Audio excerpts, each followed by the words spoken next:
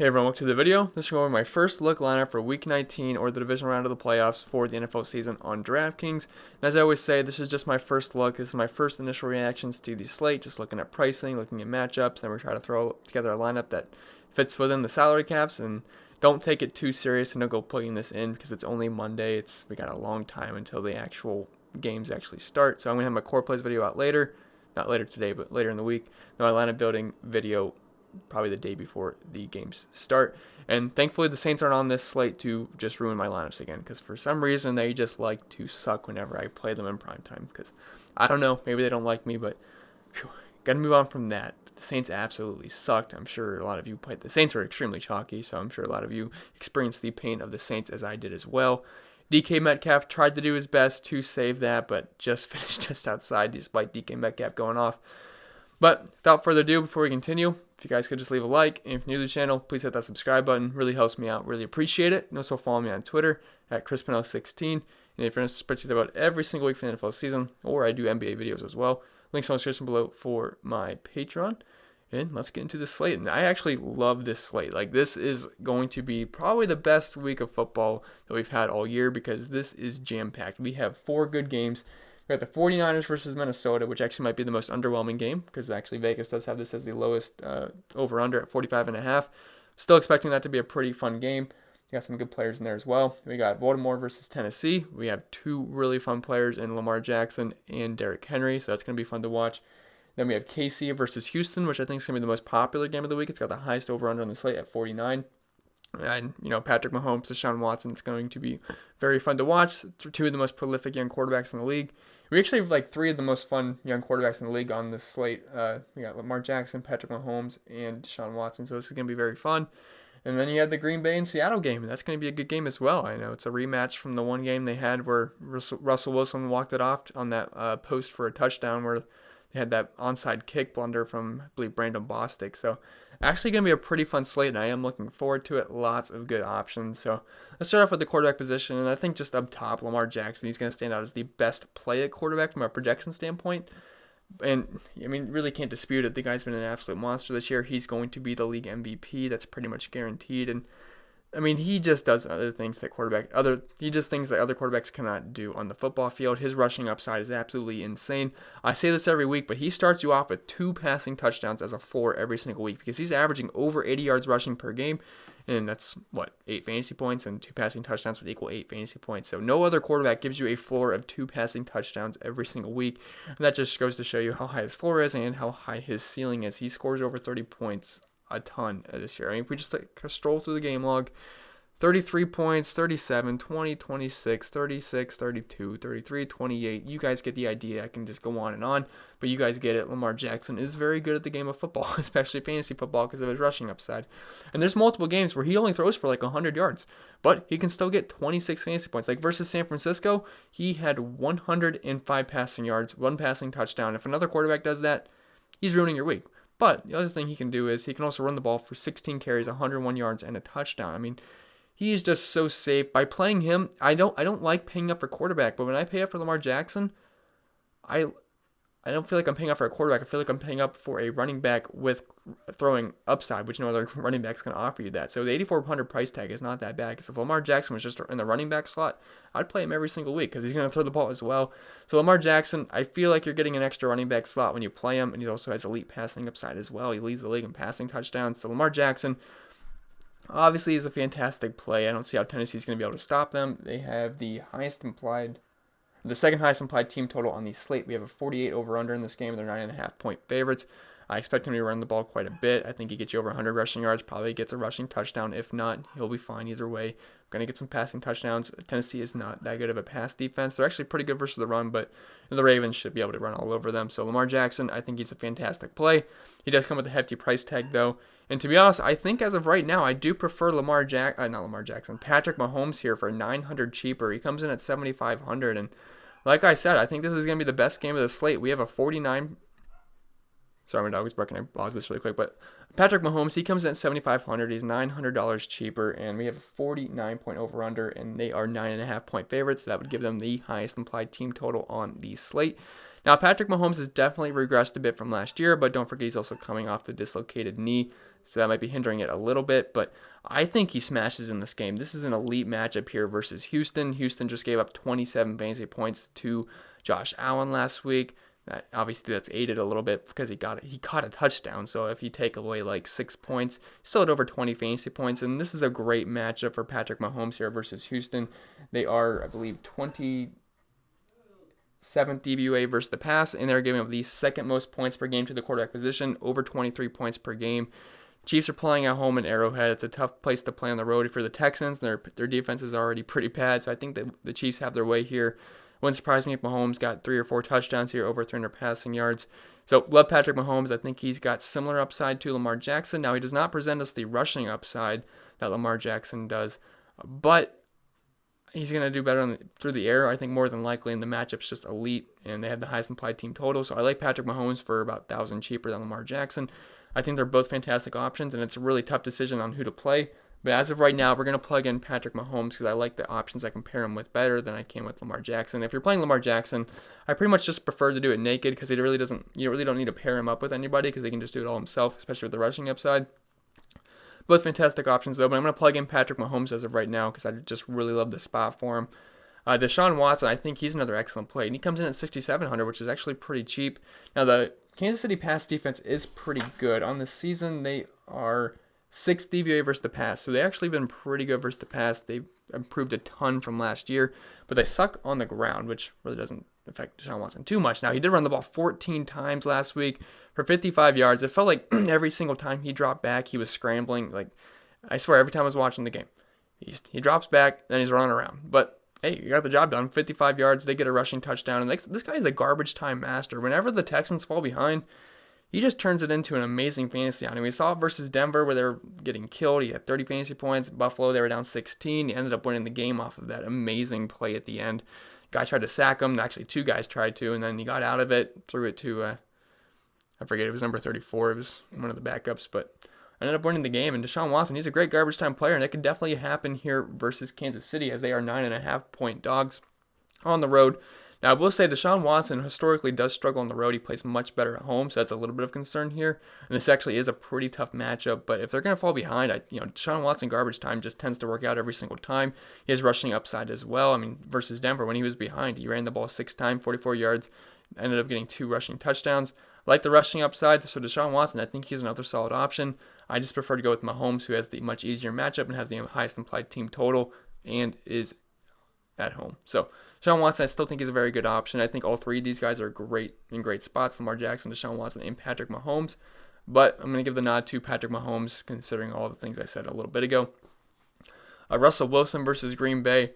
So I think this is going to be a good NFL game, but I don't see myself having too much exposure to it just because I think there's better games. But definitely looking forward to it. We do have a 46-point over-under, which is the second lowest on the slate, but we have a tight 4-point spread.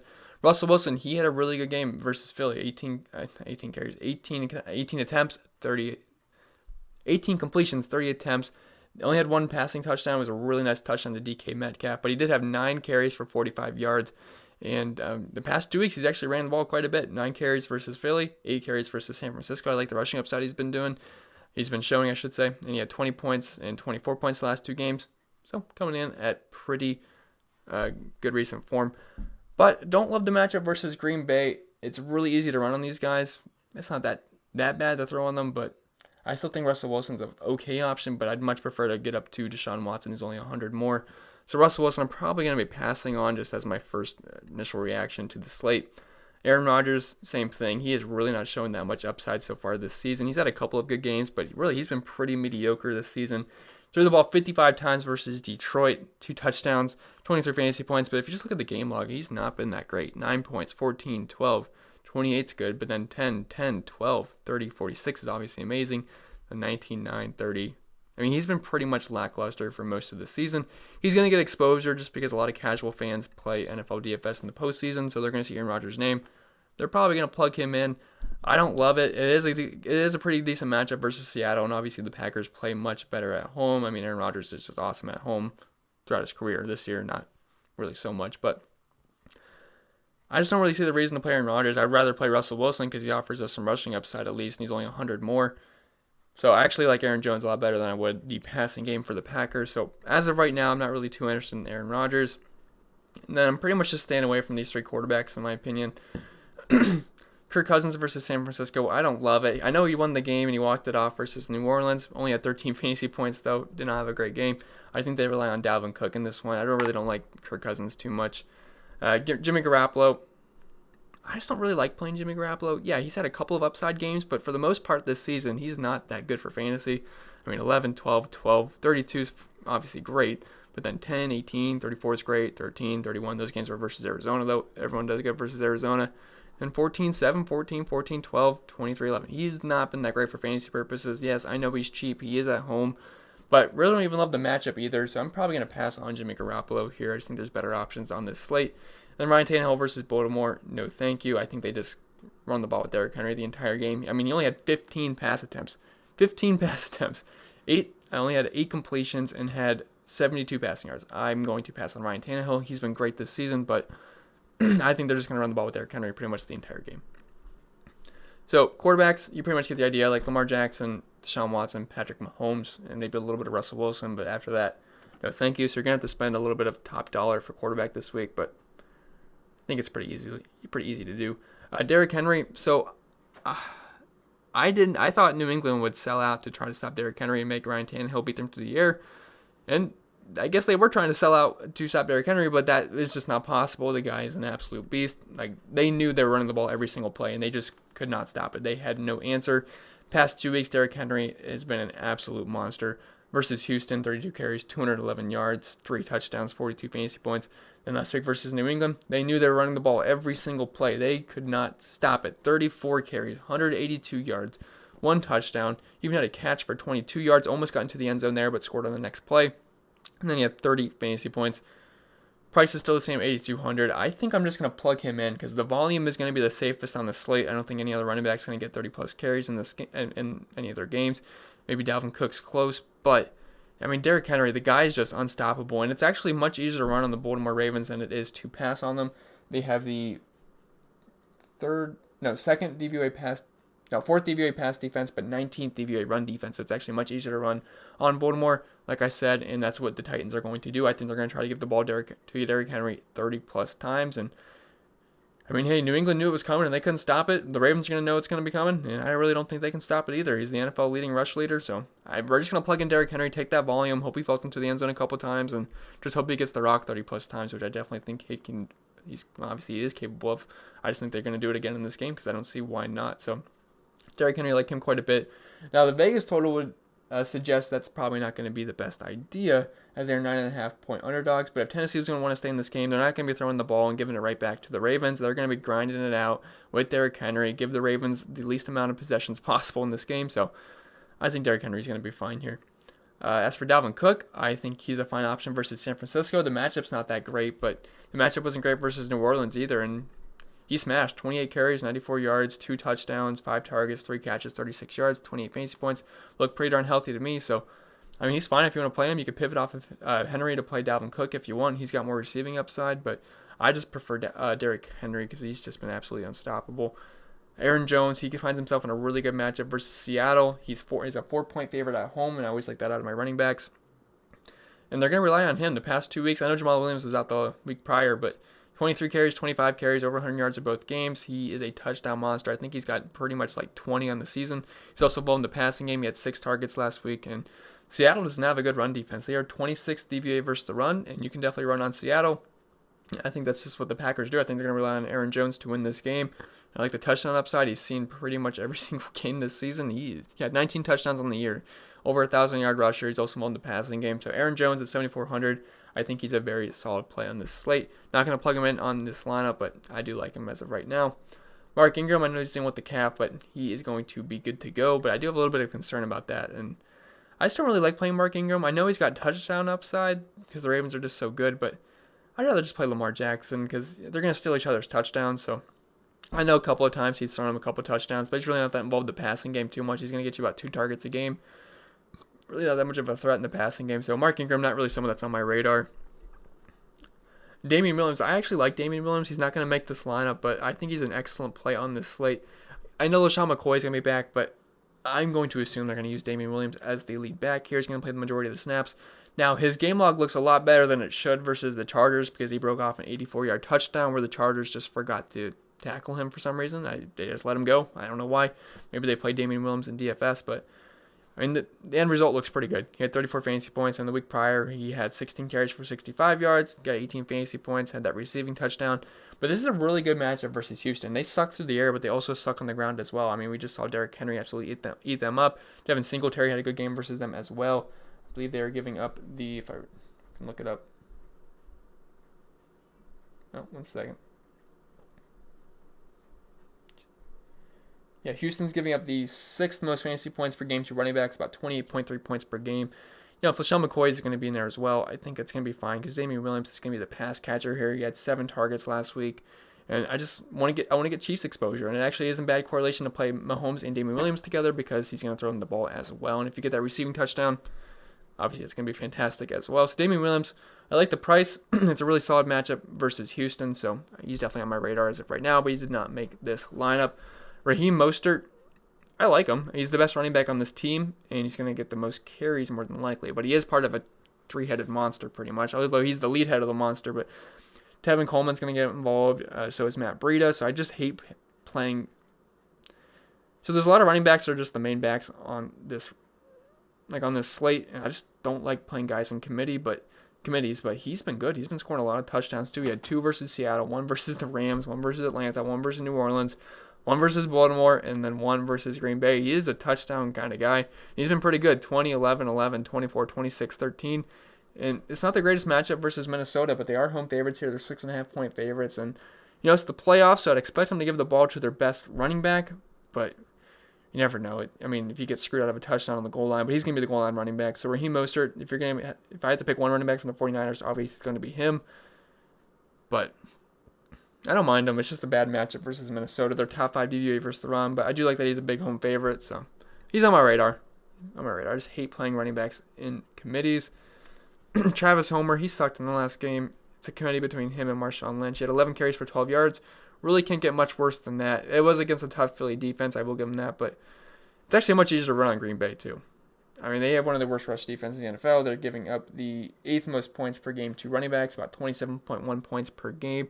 He's also got receiving upside. He only had 1 target last week, but it's just a little bit of a gross situation for me for the Seahawks, so I'm probably going to pass at this point, but it is a good matchup for Homer, I will say that.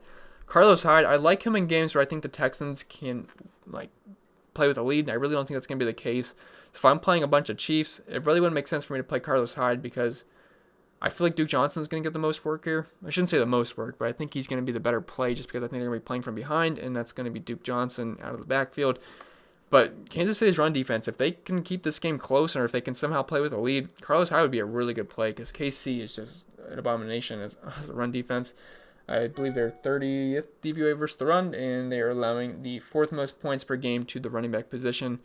They've been pretty brutal on the ground, so Carlos Hyde, he's going to get the volume. He's averaging over 15 carries per game. He was over a 1,000-yard rusher this season. Doesn't really have much receiving upside, so that's why I'm kind of leaning Duke Johnson this weekend, and I think I'll just lead into that. I am going to play Duke Johnson in this lineup. He comes in at 4,700.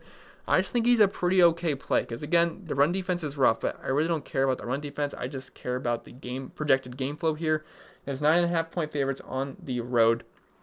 I just think he's going to end up being the better play because he has the receiving upside. I think he's going to get about a handful of targets. He had 6 targets versus Tennessee, 2 targets last week versus Buffalo, at 9.8 points, 16.7 the week prior. I think he's a pretty solid play just from projected game flow, and I actually am going to have a lot of Kansas City Chiefs in this lineup, so it makes sense to run it back with someone on the Texans, and he's really cheap, and I think Duke Johnson gets quite a bit of playing time from projected game flow. So Duke Johnson, we're going to plug him in as of right now, and it'll make sense at the end of this lineup. So I think that's pretty much it for the running back position, but we can just move on to the wide receivers at this point. So Davante Adams, he seems a bit cheap here at 7,800. It's a good matchup versus Seattle's beatable secondary, so I'm not really too worried about the matchup. And the guy's just a volume hog, 13 targets, 16, 13, 6 versus Washington, but then 10, 12, 10, 11, 15. Volume is never an issue for him, and he's one of the best wide receivers in the NFL, one of the safest wide receivers as well. Don't think he's a bad option at 7,800, but since I'm playing Mahomes, it probably makes sense for me to pair him up with TYREEK Hill at a cheaper price point. He can be a little bit more boom or bust, but I love his boom potential here versus Houston, one of the worst pass defenses in the NFL. They are 26 DVA versus the pass, and they are just one of the worst pass defenses in the NFL. When it comes to wide receivers, they are giving up. As soon as I can pull it up, they're giving up over 36 points per game, which is bottom 10 in the NFL. So we know every single week they pretty much get cooked through the air. John Brown had a decent game versus them. It kind of helped that he had a passing touchdown, but I trust Patrick Mahomes more than I do Josh Allen getting his wide receiver one the ball. And obviously TYREEK Hill is one of the most talented wide receivers in the NFL and one of the, if not the fastest wide receiver.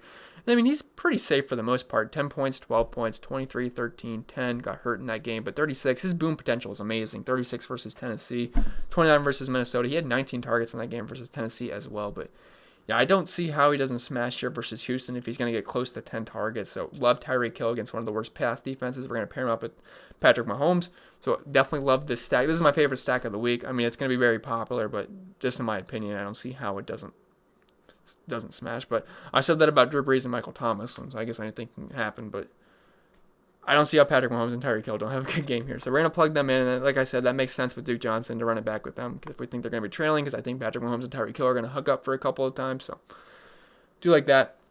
DeAndre Hopkins, it's actually not a good matchup versus KC's pass defense. I said that Kansas City's defense they might have a reputation of not being that good, but they have a very good pass defense. But if I'm playing TYREEK Hill, I really can't afford DeAndre Hopkins, so I'm probably going to have to pass on Hopkins. Not saying he's a terrible play, but for 200 more, just give me TYREEK Hill. So probably going to pass on DeAndre Hopkins. DK Metcalf, his price came way up, but he was actually one of my favorite plays of the week last week, and he ended up smashing. He could have even had a bigger game, but he had 9 targets, 7 catches, 160 yards, 1 touchdown, 32 fantasy points. I love this guy. I think he's going to be excellent. Can't believe he fell so far behind in the NFL draft just because of that 3-cone drill. But I know the 3-cone drill was really bad, but fortunately there's not a 3-cone drill on the football field. So I think he's gonna have another good game. The problem is he's just really expensive and he's priced out for me, so I'm gonna have to pass. But I still think he's gonna be. I think at the end of the day he's gonna have a good game, but I'm gonna have to pass at this price point. So let's see. Scoring down Adam Thielen, don't love it versus San Francisco. AJ Brown, he's just gonna draw another tough matchup. He pretty much got blanked. I thought he would. I said I love AJ Brown. I think he's gonna be a good player, but New England takes away your number one target every single week. That's what they do. Had 1 target in this game, 1 catch for 4 yards. That's it.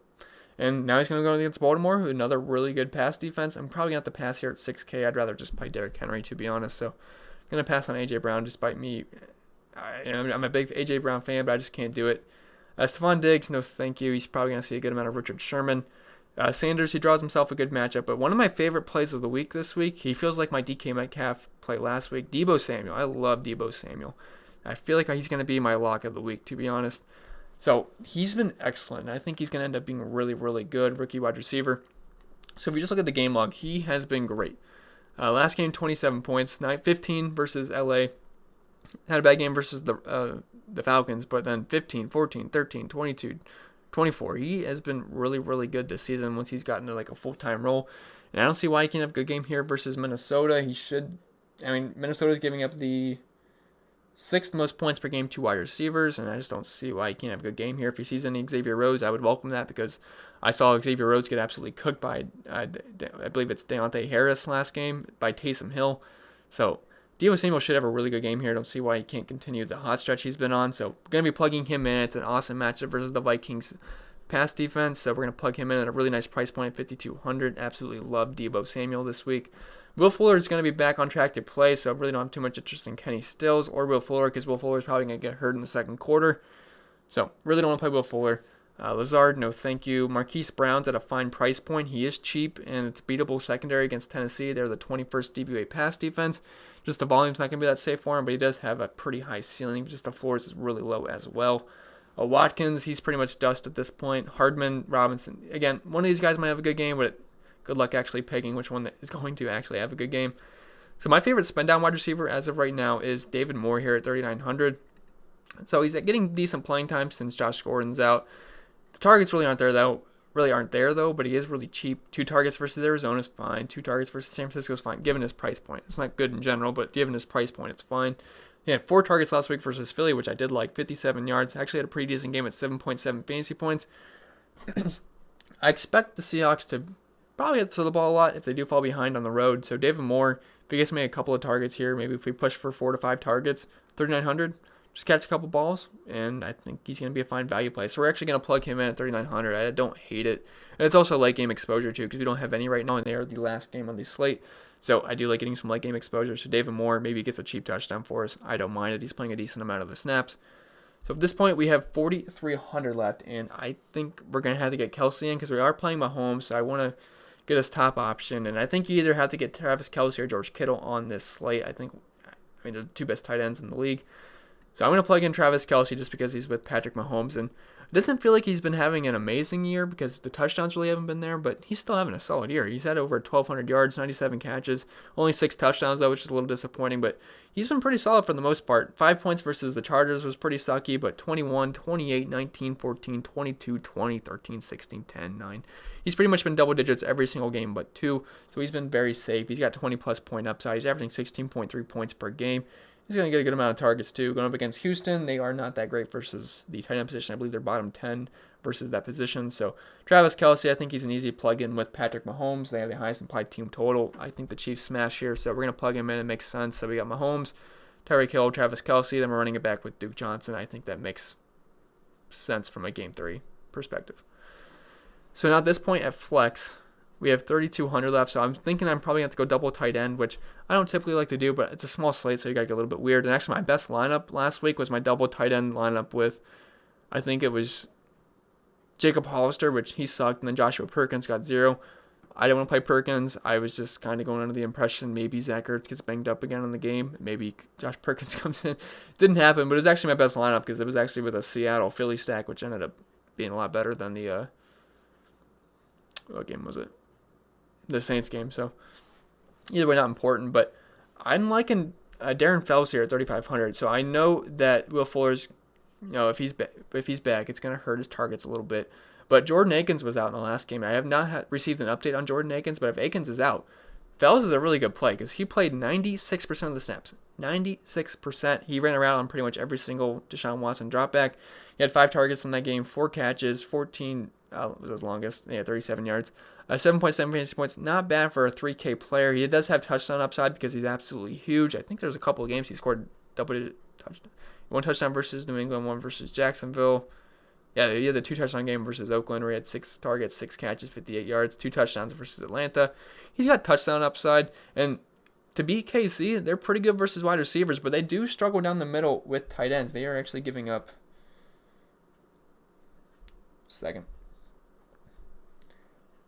They're giving up 14.2 points per into the tight end position, which is bottom 10 in the NFL. I believe it's the 8th most. So Darren Fells, if you can just give me a cheap touchdown, I don't mind it. It actually makes sense to be running it back with this Chiefs game because we have the Mahomes, Hill, KELCE stack running it back with the cheap options for the Texans, Duke Johnson, and Darren Fells. So it's nice cheap exposure to the Texans. Just I assume that they're going to be playing from behind and throwing the ball quite a bit. So I think it makes sense. Then at defense, we're just going to plug in who fits, and it's actually my favorite defense of the week. It's the 49ers. They're playing at home. It's the lowest over-under on the slate at 45.5. Minnesota has the lowest implied team total. So the 49ers defense, I think they should honestly probably be the most expensive defense. So at 3K, I'll take it. So I don't think this is a bad first look lineup. We got Patrick Mahomes, Derrick Henry, Duke Johnson, TYREEK Hill, DEEBO Samuel, David Moore, Travis KELCE, Darren Fells, and the 49ers defense. Again, don't take too much in consideration into this lineup. It's just me going through my first initial reactions on this slate. Hopefully this week was a little bit better for me. The Saints absolutely screwed me, so man, I'm sure they screwed you guys as well, so I apologize for that. But anyway, guys, hope this video was helpful. If it was, remember to leave a like. If you're new to the channel, hit that subscribe button. It really helps me out. Really appreciate it. You can also follow me on Twitter at ChrisPennell16, and I'll see you guys in the next video.